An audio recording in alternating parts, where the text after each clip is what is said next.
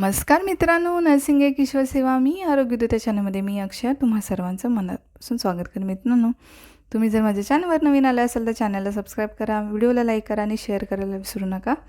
तर आजच्या व्हिडिओमध्ये आपण बघणार आहोत क्वालिटीज ऑफ आयडियल सायकॅट्रिक नर्समध्ये कोणत्या क्वालिटीज असल्या पाहिजेत ते आपण आजच्या व्हिडिओमध्ये बघूया. तर चॅनलवर नवीन आले असाल तर चॅनलला नक्की सबस्क्राईब करा. Mental health nursing GNM second इयरचा आजचा हा व्हिडिओ आहे. तर त्याच्यामध्ये पहिला आहे कुठल्या क्वालिटीज असायला पाहिजे, तर सेल्फ अवेअरनेस असायला पाहिजे सायकॅट्रिक नर्समध्ये. म्हणजे सायकॅट्रिक नर्स स्वतःची क्षमता समजली पाहिजे. सायकॅट्रिक नर्स आहे, मी काय म्हणते तो हँडरायटिंग कळत नसेल तर माझ्यासोबत ऐका. सायकॅट्रिक नर्सला स्वतःची क्षमता समजली पाहिजे.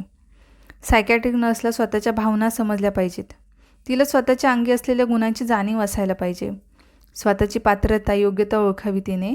जर तिला स्वतःची क्षमता समजली तरच ती मेंटली इल जे पेशंट असतात, हे इल आहे हां, इल म्हणतो ना आपण, ते इल पेशंट म्हणजे आजारी पेशंट, त्यांना ती ओळखू शकेल.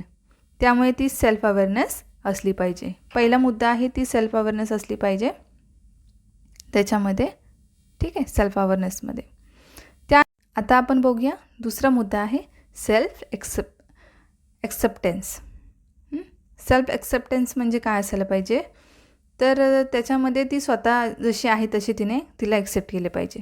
ॲक्सेप्ट आपण करतो ना, तसं तिने स्वतःला ॲक्सेप्ट केलं पाहिजे. तिला जर स्ट्रेंथ अँड लिमिटेशन माहीत असेल, जर नर्स स्वतःमधील बॅड गुड हॅबिट असल्या तर तिने स्वतःला ॲक्सेप्ट केले तरच ती हॉस्पिटलमध्ये आलेल्या पेशंटला ॲक्सेप्ट करेल. म्हणजे काय, जी पेशंट आहे तिने जर स्वतःला ॲक्सेप्ट केलं, ठीक आहे, तिला जर स्वतःच्या लिमिट्स माहिती असतील तर ती स्वतःला ओळखते. जर नर्समधील बॅड गुड हॅबिट्स असल्या तर ती स्वतःला ॲक्सेप्ट करते, तरच ती हॉस्पिटलमध्ये आलेल्या पेशंटला ॲक्सेप्ट करू. जर तिला स्वतःला ॲक्सेप्ट करता आलं, तिच्या लिमिट्स तिला माहीत असेल, तर ती पेशंटला आलेला पण ॲक्सेप्ट करेल. Accepting the patient.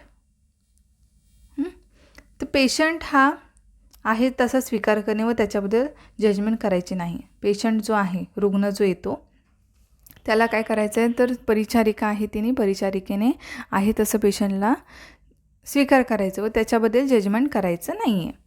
कोणत्याच पेशंटसोबत भेदभाव करायचा नाही. त्यांच्या रंगावरून, कपड्यावरून, जातीवरून भेदभाव करायचा नाही. कोणत्याच पेशंटसोबत भेदभाव करायचा नाही. त्यांच्या रंगावरून, कपड्यावरून, जातीवरून भेदभाव करायचा नाही आहे. त्यानंतर चौथा आहे being sincerely interested in patient care. Being sincerely interested in patient केअरमध्ये आता तिने हा चौथा मुद्दा आहे. त्याच्यामध्ये काय करायला पाहिजे, तर जी केअर प्रोव्हाइड करायची आहे ती सिन्सिअरली करायची. जी आपण पेशंटला केअर, आपण जी काळजी आपण प्रोव्हाइड करतो ती काय करायची, पेशंटला सिन्सिअरली करायची आहे. आपण ज्या प्रोफेशनमध्ये काम करतो त्यामध्ये आपल्याला इंटरेस्ट असला पाहिजे. आपल्या पेशंटच्या आवडीनिवडी माहीत असल्या पाहिजेत.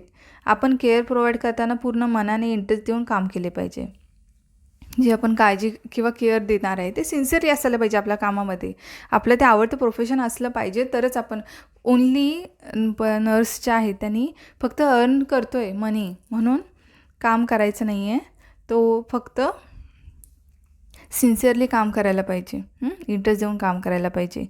कारण तो आपल्या आवडीचं प्रोफेशन असला पाहिजे. उगाच कुणीतरी सांगितलं आणि काम केलं तर त्याच्यामध्ये तुम्हाला मजा नाही येणार कामाला. तुम्ही तुमचे 100% कामामध्ये देऊ नाही शकणार. ठीक आहे.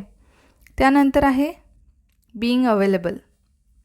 बीइंग अवेलेबल म्हणजे काय, तर पेशंटला फिजिकल नीड प्रोव्हाइड करायची व त्याबरोबर त्याच्यासोबत 24 आवर्स उपलब्ध असणे. फिजिकल केअरबरोबरच त्याला सायकोलॉजिकल केअरसुद्धा प्रोव्हाइड करायची आहे. त्याच्या सगळ्या अडचणी समजून घ्यायच्या. पेशंटचा अस्वाभाविक वर्तनामुळे चिडखोरपणा दाखवायचा नाही आहे.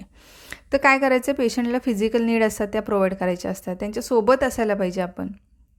फिजिकल केअरसोबत जे आपण देतो शारीरिकसोबत मानसिक म्हणजे सायकोलॉजिकल केअर देखील प्रोव्हाइड करायची आहे.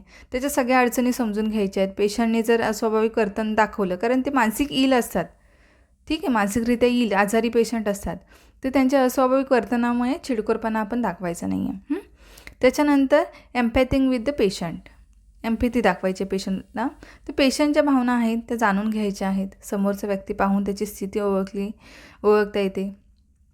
समोरचा व्यक्ती कसा फील करतो हे अंडरस्टँड करायचं आहे. आता आहे रिलेटिबिलिटी. म्हणजे काय करायचं आहे, जेव्हा सायकॅट्रिक नर्स केअर प्रोव्हाइड करते तेव्हा त्यांना प्रामाणिकपणे केअर प्रोव्हाइड करायची आहे व त्यांना सांगायचं की आम्ही तुम्हाला लवकर लवकर बरी करू व कोणत्याही परिस्थितीत स्वतःला एकटे समजायचे नाही. ठीक आहे. तर काय करायचं आहे, तर आपल्याला रुग्ण जी केअर आपण देतो तर त्यांना सांगायचं आहे की तुम्ही एकटे समजू नका. जी आपण काळजी आपण त्यांना देतो की आपण त्यांची काळजी घेतो एक प्रकारे, तर त्यांना सांगायचं तुम्ही लवकर लवकरात बरी व्हाल, स्वतःला एकटं समजू नका. आपण अशी समजूत काढायची आहे. त्याच्यानंतर आहे प्रोफेशनलिझम.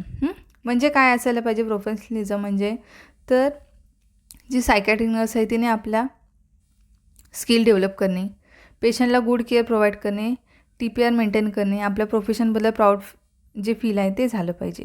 त्याच्यानंतर क्रिटिकल थिंकिंगमध्ये काय आहे, तर क्रिटिकल थिंकिंगमध्ये नर्सला समस्येच्या वेळी क्रिटिकल थिंकने विचार करता आला पाहिजे. इमर्जन्सी कंडिशन घडल्यास क्रिटिकल थिंकिंग करता आली पाहिजे. नर्सने पॉझिटिव्ह थिंकिंग असायला पाहिजे. त्याच्यानंतर कीप ऑब्झर्वेशन. 10वा आहे कीप ऑब्झर्वेशन. म्हणजे काय, तर नर्सचे पेशंटवर गुड ऑब्झर्वेशन असायला पाहिजे. गुड लिसनिंग किंवा गुड लिसनर म्हणजे काय असायला पाहिजे, तर परिचारिका जी आहे सायकॅट्रिक, तर तिने पेशंटला जर नर्सला काही प्रॉब्लेम सांगत असेल तर ती गुड लिसनर असायला पाहिजे. पेशंटचे प्रॉब्लेम तिने ऐकून सॉल्व करायला पाहिजे. ती गुड लिसनर असायला पाहिजे. तिने जे रुग्ण आहेत, जे सायकॅट्रिक रुग्ण आहेत, मानसिक असतात, तर त्यांचे प्रॉब्लेम्स आहेत ते तिने म्हणजे समजून घ्यायला पाहिजे. ऐकून मग सॉल्व करायचा प्रयत्नही करायला पाहिजे. आणि तिने कीप ऑब्झर्वेशन म्हणजे तिने ऑब्झर्व करायला पाहिजे रुग्णांना. ही पण खूप इम्पॉर्टंट आहे. तुम्ही ऑब्झर्व करून रुग्णांची काळजी घेऊ शकता. ठीक आहे. म्हणजे त्यांना काय त्रास आहे तर तुमच्या ऑब्झर्वेशनमुळे त्यांच्यावरती योग्य निदान होण्यास मदत होते. तर अशा प्रकारे होता हा आजचा video. Qualities of ideal psychiatric nurse. हँडरायटिंगचा इश्यू असेल तर माझ्यासोबत पूर्ण व्हिडिओ बघा आणि भेटू आपण लवकरच पुढच्या व्हिडिओमध्ये. तोपर्यंत काळजी घ्या, मस्त राहा, स्वस्थ राहा. धन्यवाद.